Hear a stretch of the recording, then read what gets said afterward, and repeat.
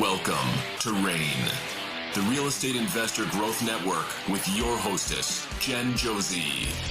Join like-minded real estate investors and accelerate your business towards greatness. You will hear step-by-step strategies for success, interviews with real estate rock stars, and we will dig deep into past projects where we bear it all, including the good, the bad, and some just plain ugly. So get excited. Here's the bestower of badassery herself, the real Jen Josey. Listener discretion is advised. Hi, and welcome back.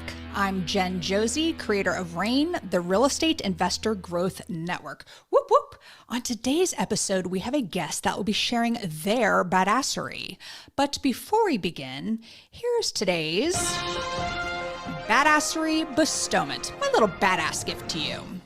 Today's topic is everybody's favorite, insurance.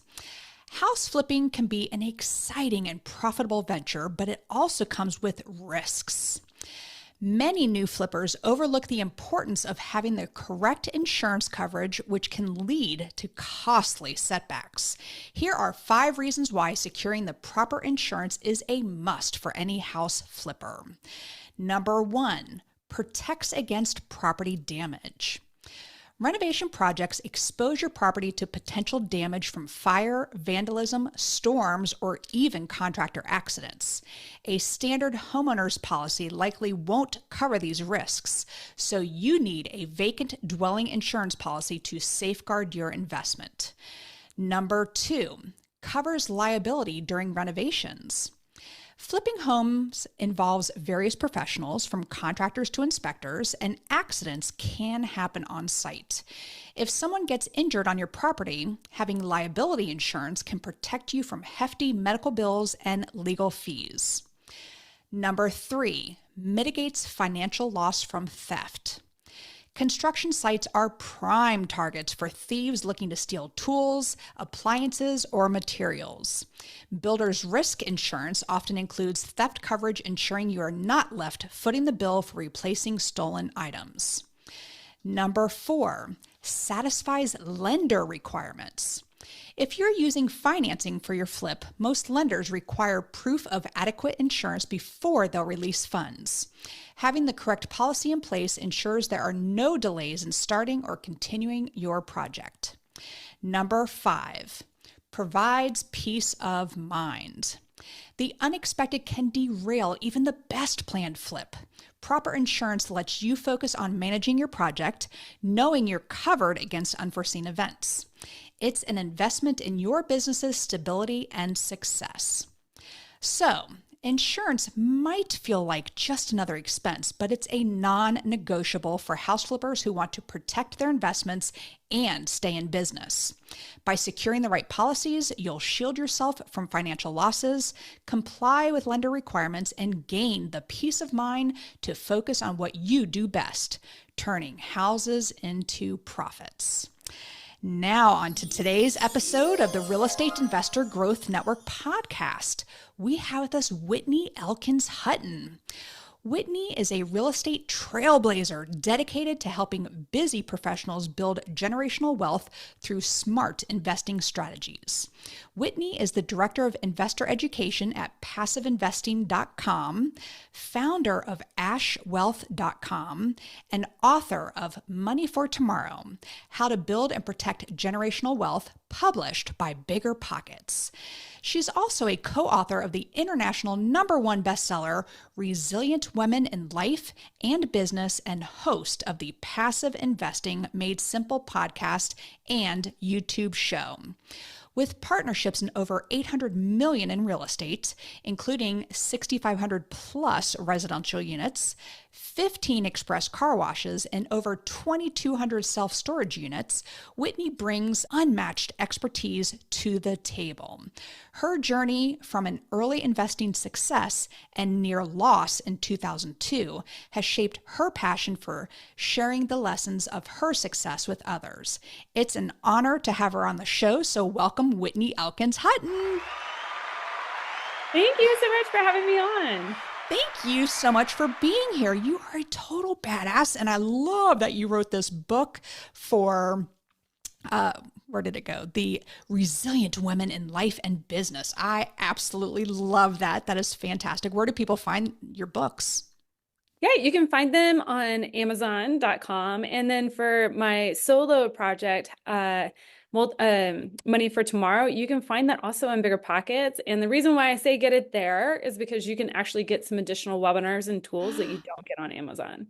Those Bigger Pockets people, they are amazing. Very, very cool. And you have your own podcast, so you all definitely need to check that out. But there's something in your bio that really stood out to me that I was like, please talk about this on the podcast because you know so much. You've been in this business a while, but I am dying to hear about the express car wash industry. So, what inspired you to get into that very specific industry?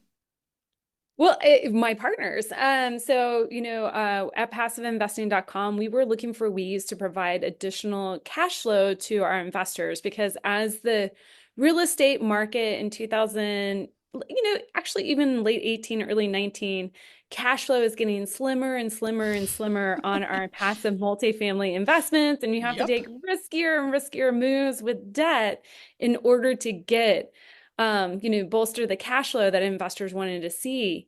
We were like, wait, what could we offer our investors? One is a diversification play, but two, Huge. as a way to continue to help them build cash flow, grow their equity, get some tax benefits too, and really help them grow wealth in their portfolio. And we started looking at cash flowing businesses. We looked at parking garages. We looked at laundry mats. And then, really where we landed was on we started looking at car washes, but then we had to even within that industry, we had to narrow it down because there's 4 different types of car washes. Like you have everything from your coin operated, which is now credit card operated, and, little, cement garage that you drive through and you do your own, own car wash to your full service car wash where there's an army of people ready to clean out the interior of your car, very short tunnel, and then an army of people that are wiping down your car. And we're like, wait, okay, one isn't scalable. The Right. other one is just so labor intensive. Is there a model in here to where we can get the marriage of convenience, for our and scalability for our investors and for our customers? And that's when we landed on the express car wash model, which is, pretty new. It really, these type of car washes have really only been developed in the last 10 years. And a lot of owner operators, mom and pop, owners got into this industry because they saw this opportunity as well. But what they quickly realized is it's not passive income for them. They have to get to 5, 6, 10 locations before they can actually hire their own operator to oversee multiple locations. And most of these owner operators, mom and pop operators, they never get past 4 or 5. So we saw the opportunity, and we are willing to solve building our own third-party management company. None exist in this space. Then we have a unique opportunity to start consolidating a lot of these ownership from these mom and pop operators that quite frankly just want out, right? They want to get out of their businesses, but their kids don't want them. So we had a unique opportunity to start consolidating a lot of these assets in some, secondary and tertiary markets. Now, I know a lot of listeners might be listening to the show and they're like, I see a express car wash on like every street corner. Yes. Yeah, there are some markets that you're going to want to stay away from, and I'm sure we'll dive into some of those Right. metrics. But that's how we got into the space, was really one, out of necessity for scaling our own portfolio, but two, what can we provide to our investors that help them protect their capital, create cash flow, create equity, take advantage of tax benefits, but diversify their portfolio. So, quick question, dumb it down for me. What is an express car wash? Is that the one where you kind of pull in and it grabs hold of your tire and it pulls you through? Or is it literally like you just drive through slowly as it's washing your car? Because I've been in both of those types. So, which one is an express car wash? Yeah, I think what you described where it grabs your tire and pulls you through, there's a self-serve, like when you go to a gas station or maybe even a lube center, Right. There's like a car wash attached to it, and it might wash one or two cars at a time. Okay, we wanted to have that type of automation and expediency. But if you're the third or fourth person in line, you're peacing out. You're going someplace else. Like that tunnel's just not long enough. So when we think of an express car wash, think of, you're driving on the facility and there's, a ton of parking spaces off to one side and you can vacuum your car, or maybe the membership that you have, somebody vacuums your car for you.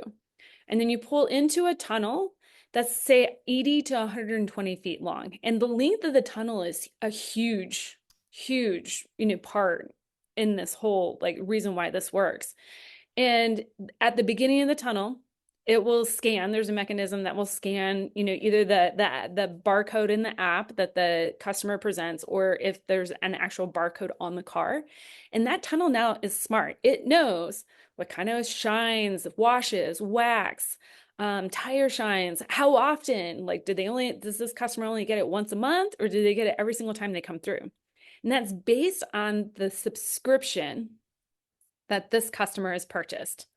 And the subscriptions are about $25 to $45 a month, and you can play around in that.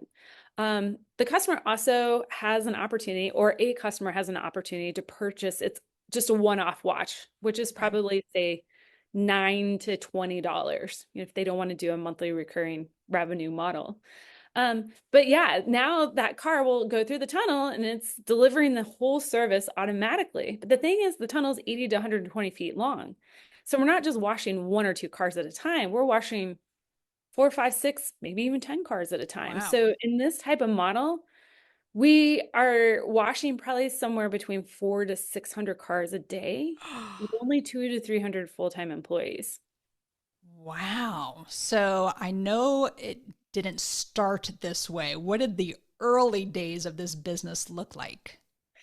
Well, for us, we actually were able to start acquiring a lot of these properties with a lot of this optimization already in place. So we have, developed our own ground up facilities, but we are borrowing a model that we've already perfected in order to scale this ground up, facilities. But even let's just pretend like you have a new facility, like somebody's listening to this and they're like, Whitney, I want to do this on my own. Cool. It's probably going to take you $3 to $5 million for the equipment to purchase all the equipment. Wow. And then you got the cost of the land, and then now you got to, go through permitting and all this sort of stuff, and you got to put it together. Can you do it? Yes, you can. You can totally do it. But now you got to create all the standard operating procedures, get all the technology layered in order to open up this car wash effectively and efficiently. Where a lot of people who are scaling on their own go wrong is that they think if I just build it, they will come. That is, no one has ever said that works in business ever. Like, people who hang on to that theory go out of business very quickly. And so that has been, even with acquiring existing locations and us turning the branding, rebranding them, we still probably have to have another full-time employee for a good 6 to 9 months to just literally stand at the entrance to the tunnel and sell memberships. Even though this is all automated, it's in an app, we have to retrain everybody, like the whole customer base, as to like what this is and why it works for them. So I know pivoting in real estate can be risky for some people, and you have the shiny dangly keys that people will go after at times. When you got into this business, was there like a defining moment when you realized this is going to be a total success? Was there a defining moment like that? Probably about 2 years after being in the business. I have to be perfectly honest. I think like anything, you research, and you try to, at least for me, like I try to, I'm doing all my data fact finding, putting all the systems in place. I'm trying to talk to people that are already knowledgeable in the space. What don't I know? Because it's what you don't know is what's going to get you in trouble. And then even then, we opened our first few facilities, and we opened them in, March, April, May. We had a hot summer, like hot, literally, but also like, traffic's coming in. And we knew this was a seasonal business. And then we hit like November, December, January, and we're like, oh, okay, this is super seasonal. There's a lot of people that will just cancel their membership during this time of month, right? Because they're not using it. Or in the case of one location, we had a weather event last January that shut down the property for 21 days. Oof. Yeah, water pipes were freezing all over town. And we're talking most of our locations are in the south. So you can still get nabbed by, these deep polar vortexes that come through. So those were, we had accounted for a lot of that in our underwriting, and, we knew this was going to be a seasonable business, but, uh, we did, again, you don't know what you don't know. Right. And so now we're like, oh, okay, we all heard it in like 2019 and 2020, whenever, all these, uh, eviction moratoriums were happening in 2020 with, Right. COVID. So it wasn't just, does a multifamily operator, are they projecting, say, 3 or 4% vacancy? Let's make sure they double it on their pro forma to account for the economic vacancy. Right. Same thing with business. Like we didn't account. We were like, if we're shut down 2 or 3 days, like we can hand wash cars, no big deal. But what happens whenever you can't refill any of your barrels to continue hand washing cars? And can you hand wash cars for 3 weeks? So we had to build all that back into our pro formas. And so the first year of ownership was very eye-opening for us. But, again, like when we got into year 2, we got through the first year, we learned a lot about the mechanics. You have cable, you have chain, how the car moves through the tunnel. Just like with anything, buying your own single family property, you learn very quickly what problems you're willing to solve and what problems you're just like, no, thanks. Yep. I don't want to deal with those at all. So true. Well, you mentioned the coin operated is now credit card and things like that, but what are some like common misconceptions people have or might have about owning or operating car washes?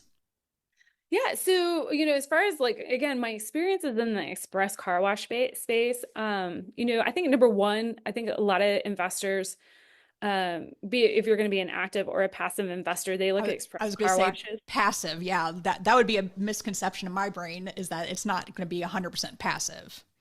Well, you can, like we do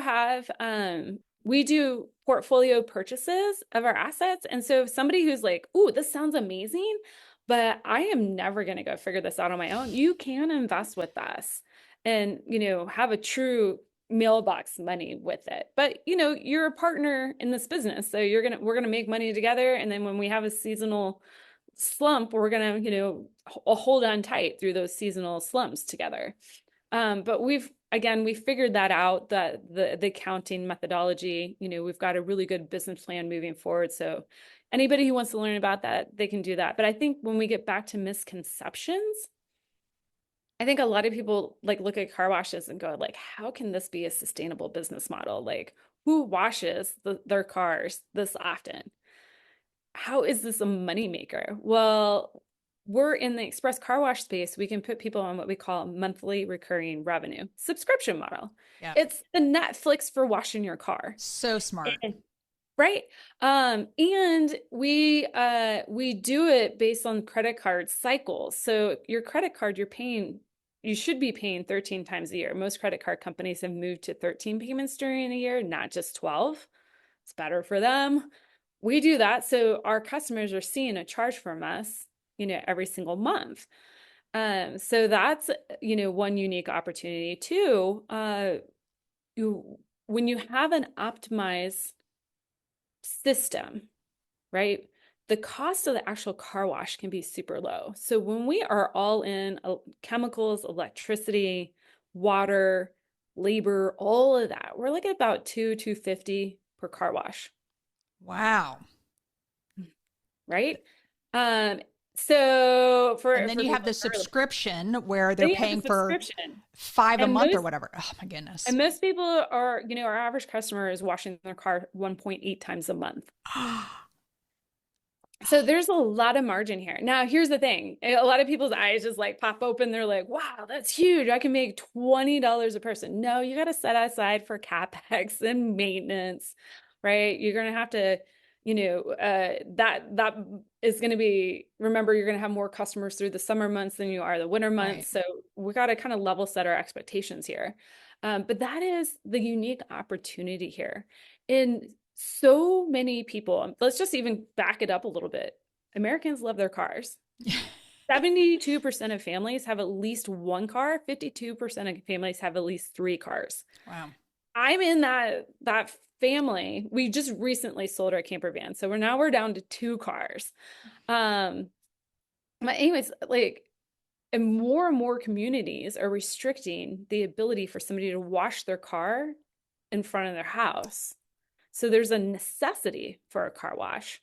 And then we get into just the pure convenience of it. Why would I spend 3 or 4 hours on a Saturday afternoon washing my car and cleaning it out myself when I can spend 5 minutes like on my way home from work and get it all cleaned out? And then so many people's businesses now, maybe they're a solopreneur or a realtor or something like that, their image is related to their car because that's what their friends and their coworkers see them out in it. Right. Their clients see them out in. Now, more, oddly enough, and I saw this research and I'm wondering how the car wash industry got at this research, but they say people take better care of their cars than they do their homes. And I actually believe that because how many of your coworkers come to their house? That is I don't true. know. But, you go to lunch with your coworkers, they're all piling in the back seat, right? Definitely. And very great points that you have there. And I totally forgot about communities where there's limitation on using water and when there's droughts and things like that. So there is absolutely a necessity. So how do you handle like economic concerns like that, water usage, waste management, things like that, when there is, say, a drought in an area? Mm-hmm. Well, so that's another misconception around express car washes is that they're water guzzling Right. businesses. Yes, they do require water, probably 6, 7 gallons to wash a car. Okay. Okay. I guarantee you you're wasting far more than that doing it in your own driveway. Just, or flushing a toilet for that Yeah, right. So just daily life, right? But also all the express car washes have to have a water reclamation system. And so they're harvesting the water, they have to clean the chemicals. The chemicals are getting disposed of properly, not in the water supply, not in the sewage supply. And the water actually can be reclaimed and used multiple times before it has to be Huh. disposed of. So they're actually very efficient. Now, we were talking before the show. I live in Colorado, but we're, vacationing for the month of December in Arizona. Not a whole lot of car washes here in Arizona.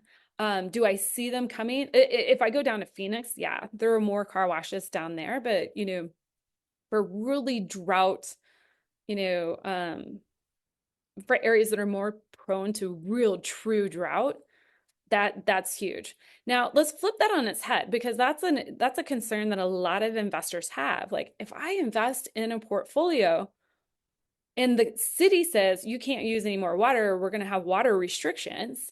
What happens to your ability to run the business? Well, most water restrictions are going to happen based on residential use before they're going to occur on business use, and that's part of our underwriting. We actually Interesting. look at what water restrictions, they're all, you can find them, through the city council. You're going to know from the very beginning, like who's going to get their water restricted first and how severe, and how many times that they actually gone into the upper tiers of their water restriction plan. So we gather all that information up front. All right. So you started talking about areas that may experience a lot of droughts. How do you, in addition to that, how do you choose locations for your car washes? Yeah, well, first we stay away from the areas that just don't really want us right now. But as far as location, it's like any business, like it's how many people can conveniently visit your location. So we want to be close to a major metropolitan service area that has tons of population, jobs, job growth. we don't have to look too much at the housing factor, because we find with this model, there's a wider range of people, income tiers that will engage in express car wash. Unlike if you're buying a multifamily building, you want to make sure somebody can afford 3 times the rent, that Right. you're projecting, right? We have a bigger tier here, a bigger runway here, but the location is super important. We love being in the secondary, even the tertiary markets, because remember, everybody has a car, at least one, if not two.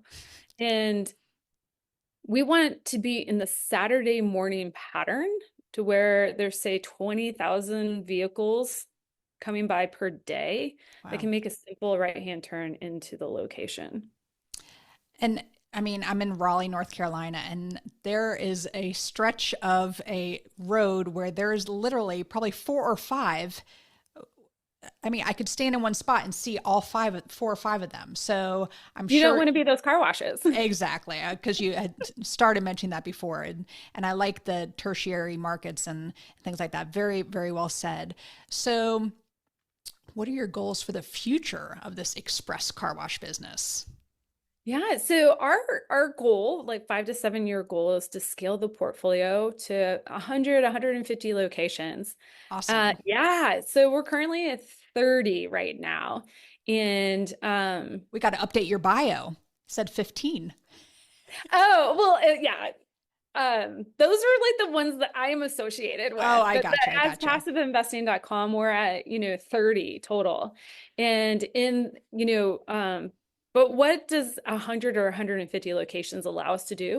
It allows us to have a couple different exits here. One, we underwrite for individual sale of every asset. So, you know, uh, any return we show investors, you're looking at a true return if we don't achieve our first, all right, plan A or plan B. Plan A, go IPO, right? There's some case studies here that we can actually IPO the entire portfolio, initial public offering on the stock market. That would be amazing. I mean, I don't even want to say that multiple that you could achieve with that live on the air, but it's in the multiple tens for sure. Um, but our next like exit would be to do a scaled roll up to like a larger private equity group or a REIT. But again, remember these people, they're not going to get in the space. They're not our competitors right now because there's no third party management. They have to go scale that their own, and they don't want to do that. They want to clip a coupon. So for us right now, this is a unique opportunity for us to be in the space and continue either developing ground up development or consolidating these assets. So, you talk about the third party management and that it is completely passive for you because you have people running it. What advice do you have for someone who would be a mom and pop type situation and that they are considering starting this car wash business? What advice would you give to them?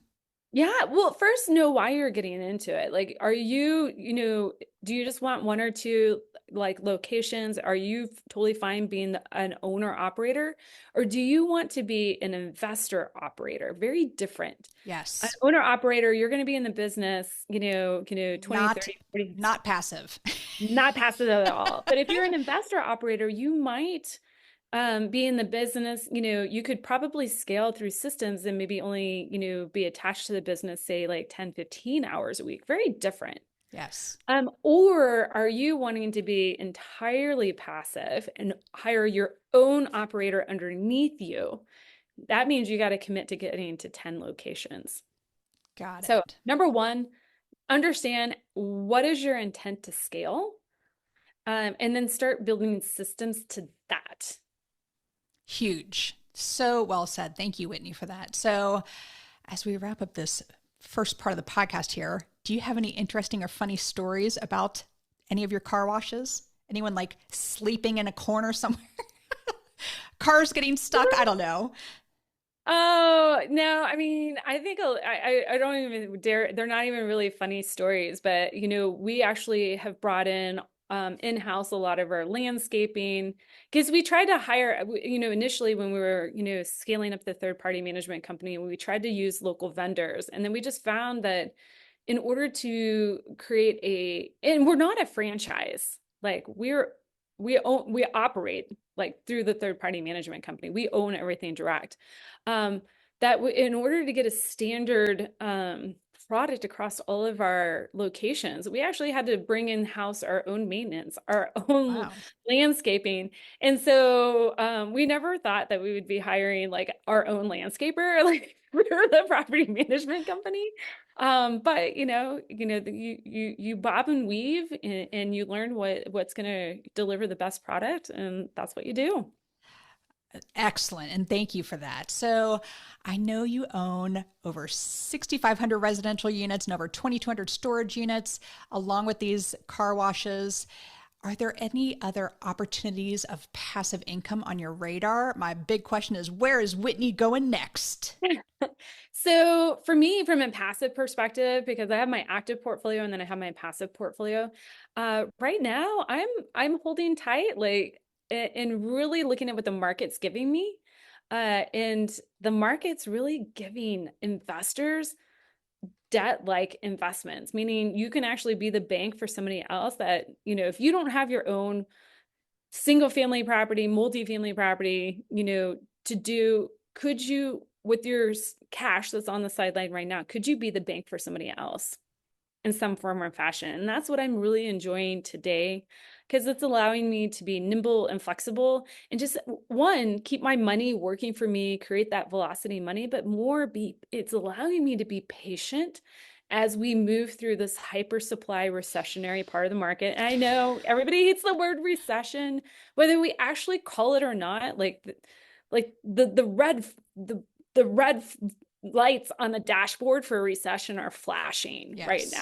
So, the classic definition we haven't totally triggered yet, but we just need to be patient for like another 6 to 12 months. I think there's going to be amazing opportunity in multifamily, here in like 6 to 12 months. I think there's going to be amazing opportunity in 12 to 18 months in self-storage.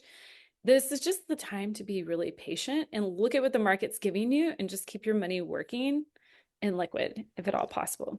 And by doing this passively, you're talking about buying notes. Is that correct? Yeah, well, to do it passively, I invest in a note fund. Gotcha. And so, we have at passiveinvesting.com, we have a real estate note fund that allows people to invest in a pool of notes, say 400 notes that are lent out to fix and flippers. So it's lent out on residential real estate. There's no, I know that we're kind of getting into like investing like 201 now, but we don't use any leverage. It's just plain vanilla, no tricks, very transparent. We don't use any like warehouse lines of credit to juice the preferred return on the deal that could get people in a lot of trouble. Our default rate on the note is like 0.2%, or on the note funds 0.2%. So out of 1,700 loans, we've had 3 defaults. Wow. And just to keep in mind, industry standard is 1 to 3% annual defaults. Over 4 years, we've had 3 notes default. Wow. We target 0%. Like I could go into like our experience on that team and, just how we're able to achieve that. But we're super serious about, providing an opportunity for people to really protect their capital and keep it moving right now, but know that it's available to them, because we know investors are looking for, higher returns. We do know that. Absolutely. So before we go to the second part of the podcast here, if the listeners are curious and they have questions for you, what's the best way for them to get a hold of you or your company? Yeah, you can reach out to me. Go to the website, passiveinvestingwithwhitney.com. And you spell Whitney, Whitney. And there, you just fill out a quick little form. I get to know you a little bit better, but you get access to my calendar, and we can just talk all things real estate and really understand if this is the right thing for you. And I can also introduce you to our open investments if you like. Wonderful. So if you're listening out there and you have a bucket of cash that you would like to invest somewhere that you don't, how small of an investment would you take? I'm just curious. In our note fund, we start with 25,000, Okay. but we're opening what we call a Regulation A fund, where we can work with a sophisticated investor. Now we're putting the fine touches on this fund, but we got it all through the Securities and Exchange Commission. I don't have the exact dollar amount, but we'll probably be initial investment there, say 5 to 10,000. So if Nice. somebody has, is really thinking like, is this something that I want to explore, or are we to diversify my portfolio? I'll tell you how I started passive investing is, I doubled down in multifamily real estate. And I was like, how can I get paid to learn how to invest in self-storage and express car washes? I started off as a passive investor. I got paid to learn how to do these things Love by it. watching other people do them. And so, this can be an amazing opportunity, for people to, one, diversify their portfolio, but Huge. also, learn other things in the industry and test them out. I just had a girlfriend reach out to me and she's like, can you help my son? He has 20,000 to invest. I'm like, well, me in a mom and pop type organization, say a second position on a loan is minimum going to be, I mean, with prices now, probably 70,000. So I was like, oh, I don't know how I can help you, but this is great for anyone out there who has some extra cash and it's so important to diversify your portfolio and keep your money moving in other places and send your money out to make friends. And then those friends come home with that money. I think it's so wonderful. So again, that's passive investing with Whitney.com. Check it out today. We're going to go into the second part of the podcast here, which is what makes Whitney Elkins-Hutten a badass. And I use the acronym BADASS. And the first letter is B for book. What is a book that's made a huge difference in your life? Well, two. The first one, The One Thing by Jay Papasan and Gary Keller. Keller. I come back to that book every single year and always learn something new. And because of The One Thing, I was like, what is the one thing that I can do in my family to ensure our wealth stays in our family? And I wrote the blueprint for how we created our wealth. So if something happens to me, my daughter has like the blueprint there. And that book is Money for Tomorrow: How to Build and Protect Generational Wealth. Very nice. I love it. All right. The first A in badass is for advice. You've given us some amazing advice here on starting car washes, but what's the best piece of advice you've ever received? That this is a relationship game. I mean, I know it's probably so cliche, but I spent the first 15 years of my investing trying to do it all myself. Yes. When I realized that I could partner, I'm solving other people's problems by partnering with them. Either I'm bringing skills, or I'm bringing money, or they're bringing me money and I'm bringing the skills. Like I can go so much further faster through partnership. Huge. I coach students across the country and they put their blinders up and they think everything that happens on our Zoom calls is what they need to do. Or I'm like, go out and meet the people in your community. That's really what propelled our business to do much better, was developing those partnerships. And real estate is relationships. I wasn't laughing that it was cliche. It is just so, so true. So thank you for saying that, Whitney. All right. The D in badass is for drive. What drives you to be successful? There's a lot of things that drive me, but um, for for me, it's really like I live by three core values, um, and it's light. I want things to be simple and light, and feel like I want strength, and I just want like adventure and community. Now, a lot of people would be like, Whitney, you didn't say family in there. You have a like husband and daughter. But if I live through those values, I give back to my family. I give back to my community. And so those are really kind of the filter of the lens of which I like see things through. I love it. Thank you for saying that. All right. The second A in badass is aspiration. I'm a big goal setter. So what is a goal you are currently working on? A goal that I'm currently working on. Well, I mean, two, I'm working on scaling, through the publication of Money for Tomorrow: How to Build and Protect Generational Wealth. I do a lot of coaching around helping investors, just invest from a very fortified position.